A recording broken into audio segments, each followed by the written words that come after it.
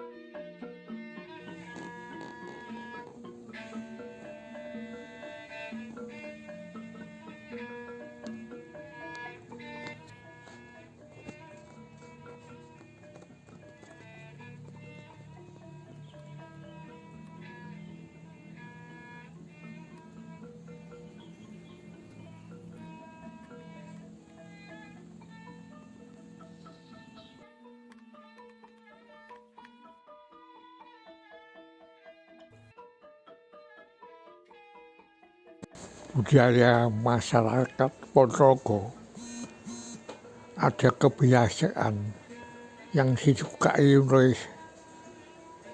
orang-orang di Ponorogo. Biasanya senang melakukan laku batin, ulah batin, dan gemar melakukan ulah kanuragan. Ini semacam tradisi yang sudah masyarakat orang-orang Ponorogo dulu, zaman dulu sering semedi di tempat-tempat yang sepi, sunyi untuk melakukan ulah batin. Nah, tadi memperdalam spiritual, tapi di samping spiritual juga orang Ponorogo dulu suka dalam ilmu kanuragan. Nah, Ponorogo sendiri sering dimaknai pono ini maksudnya ulah pikir, ulah batin yang bersifat spiritual. Ponorogo asalnya dari dua kata, pramono rogo atau pramana laga. Pramono sendiri artinya dada kekuatan hidup atau margi hidup, atau ada yang menafsirkan pramono ini rahasia hidup. Jadi rahasia ini berarti sesuatu yang tidak kelihatan, ada tapi tidak kelihatan, bisa dirasakan, ada kekuatan di bawah kasat mata. Sedangkan rogo ya fisik, badan fisik, wajah badan ini. Jadi di Ponorogo dikenal ada namanya warok. Warok ini berdirikan orang-orang yang memperdalam ilmu kanuragan, memperdalam ilmu ulah batin. Jadi ulah batin dan ulah raga. Nah, konkretnya aja orang saktinya ini.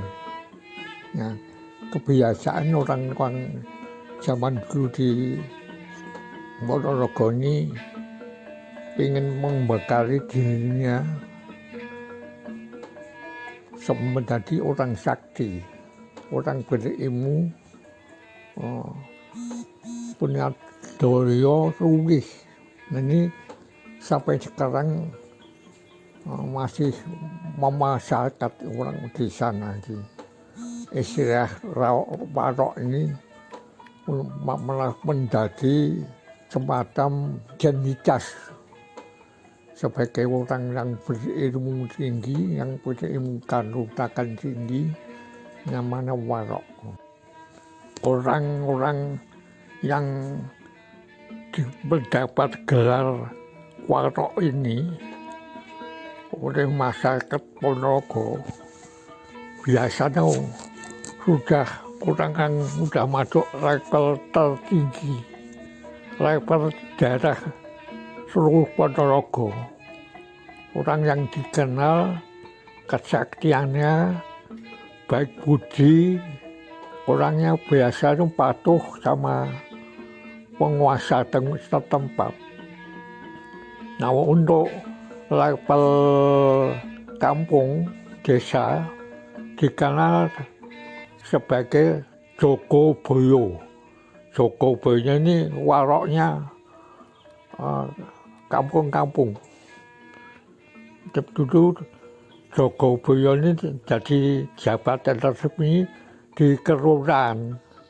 Jadi ada Pak Lurah, ada Jogoboyo ini bagian keamanan kampung. Orang yang dipercaya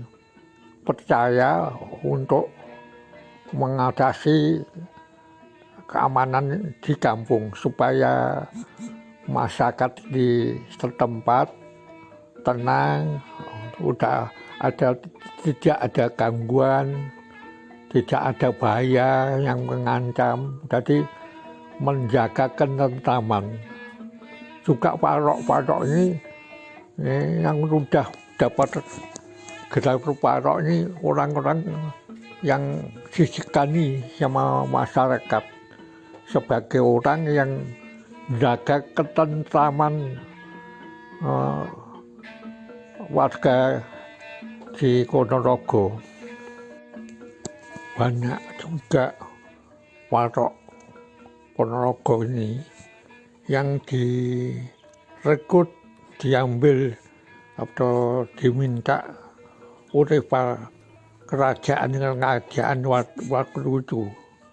Umpamanya kerajaan Majapahit selalu mengambil tokoh-tokoh warok dari Ponorogo. Paling tidak untuk jadikan penasihat spiritual kerajaan. Nah, salah satunya warok Suryangaram. Suryangaram ini konon kabarnya malah jabat kepercayaan untuk menjadi panglima perang di kerajaan Majapahit waktu Raja Brawijaya kelima. Ini kalau secara pribadi memandang warok Suryangaram ini sebagai warok yang sejati. Ini pada masa warok Suryangaram ini terjadi pergumulan politik di Ponorogo. Nah, warok Suryangaram ini waktu di Majapahit ini mengajukan semacam usulan mengajukan usulan atau menyampaikan nasihat kepada Raja Majapahit mengenai keprihatinan warok Suryangaram terhadap situasi pemerintahan Majapahit. Intinya mengatakan bahwa Praduga Raja ini negara ini tidak harmonis lagi dalam keadaan ancaman. Maka untuk menentramkan keamanan, untuk menjaga keamanan raja ini, raja jangan yang menurut seakan-akan raja ini di bawah kekuasaan permaisuri dari Cina, permaisuri dari Cina tanpa agak lupa ya. Nah, mempunyai pengaruh kuat saking cintanya, saking percayaan raja terhadap permaisuri atau jarang-jarang dari luar ini, sehingga mempengaruhi polisi kebijakannya raja. Raja nurut saja. Ya. Aku disampaikan ke raja. Tapi raja ini marah. Nah, kamu kok sudah berani ngatur raja ini. Nah, akhirnya seorang Aram mengundurkan diri di jabatan kerajaan Majapahit.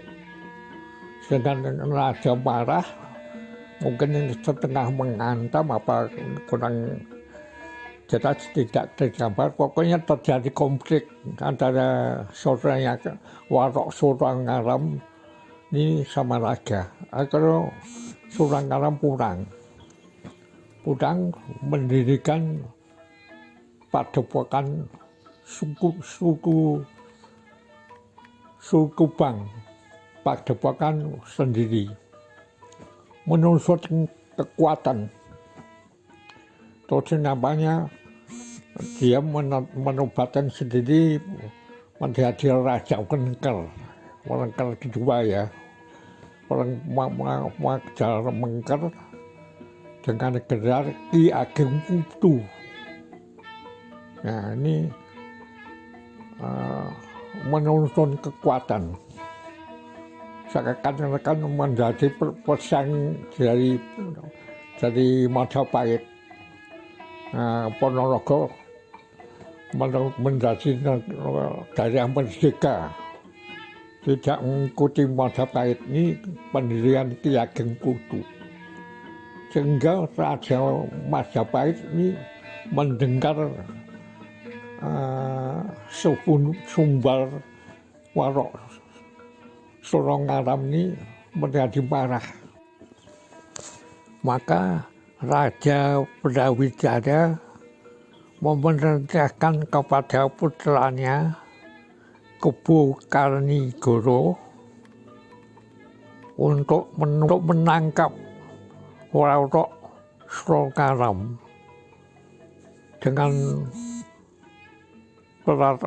membawa tentara Majapahit yang kuat banyak. Berangkatnya Kebu Karnigoro ke Ponorogo. Kebu Karnigoro ini oleh masyarakat Ponorogo kemudian hari dikenal sebagai Bathara Katong. Kebu Karnigoro sampai Ponorogo, mau menangkap Warok Surangaram, dapat perlawanan dari murid-murid Surangaram. Terjadi pertempuran hebat.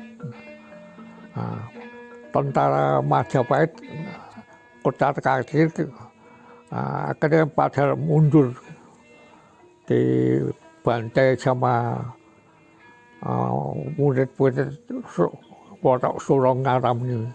Murid-murid Ki Ageng Kutu. Nah, Kebu Karnigoro ini kan terus tidak kembali ke Majapahit. Mungkin malu kalau kalah sama kampung kecil di Ponorogo ya, Majapahit nang pamornya waktu itu sudah menghadapi satu orang di kampung kecil Ponorogo kok bisa kalah. Mungkin pikiran kebukan Negoro ini kalau pulang lagi ke Majapahit malu. Akhirnya dia menantang strategi bagaimana bisa menumpuhkan kekuatan dari Ki Ageng Putu ini. Waktu dia sama rombongan di hutan-hutan Ponorogo, sampailah ketemu musora langgar kampung. Ini kok udah ada agama Islam udah masuk di Ponorogo. Terus Bathara Katong ini setelah berbincang-bincang lama, akhirnya sama Kiai Musim. Nah, atas nasihat dari Kiai Musim, sebaiknya Bathara Katong meminta bantuan ke Sultanan Demak. Sultanan Demak ini kan masih saudara kandung lain ibu dengan Bathara Katong. Minta bantuan Demak, nanti bagaimana mengatur strateginya dibicarakan sama Sultan Raden Patah yang Demak. Nah, akhirnya Bathara Katong setuju. Maka berangkatnya rombongan ini ke Demak. Setelah menceritakan keadaan yang terjadi di Ponorogo, Raden Patah memutuskan untuk siap memberikan bantuan. Dengan bekal kekuatan yang tadi Demak ini, Bathara Katong kembali lagi menerju ke Ponorogo, tapi tetap aja ke arah kekuatan. Nah, akhirnya dimusyawarahkan, terus ngambil jalan pintas. Nah, jangan pakai kekerasan, tapi pakai halus. Nah, ini sebagai taktik seakan-akan si Bathara Katong ini pura-pura menyerah kalah, mengakui kehebatan si Ki Ageng Putu. Jadi ngangkat di Ki Ageng Putu. Ki Ageng Putu, dadanya dia warok sedati di Maapan, terus diterima sebagai muridnya Ki Ageng Putu. Nah, sampai pada singkat cerita, Ki Ageng Putu ini juga tertarik nih, kok ternyata Bathara Katong ini orang baik ini. Ada yang kurang ini, yang salah ini bapaknya Raja Majapahit. Kurang baik ini pemuda baik. Singkat cerita jadikan menantu sama Ki Ageng Putu.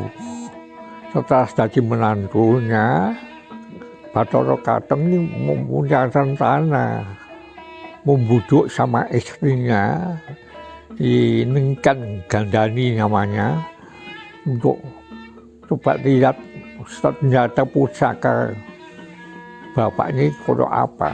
Coba mengambilkan pusaka ini silakan ke Bathara Katong. Nah, sejak diterima pusaka ini, dibawa pergi pusaka ini. Setelah masuk istrinya Ningkan Gandani ini, terus diserbu kembali, terjadi perang lagi. Nah, mungkin kekuatan si Ki Ageng Putu ini kan di pusaka nih, pusaka yang diambil dia jadi lumpuh, kurang kedegaannya kurang Jadi menghadapi serangan dari Demak ini kocar-kacir, latih semua. Akhirnya singkat cerita, ya kemudian lagi ke gunung. Nah, katanya Muksa menghilang sampai sekarang nggak tahu di mana agannya. Tapi setiap kemarin ada pemakaman di desa Kutu ini, ada pemakamannya, katanya pemakaman tempat makam Ki Ageng Kutu. Wawancara kita atau bincang-bincang kita terhadap Bapak Dodi Rudianto selaku mantan jurnalis dan peneliti sosial. Terima kasih, sampai jumpa.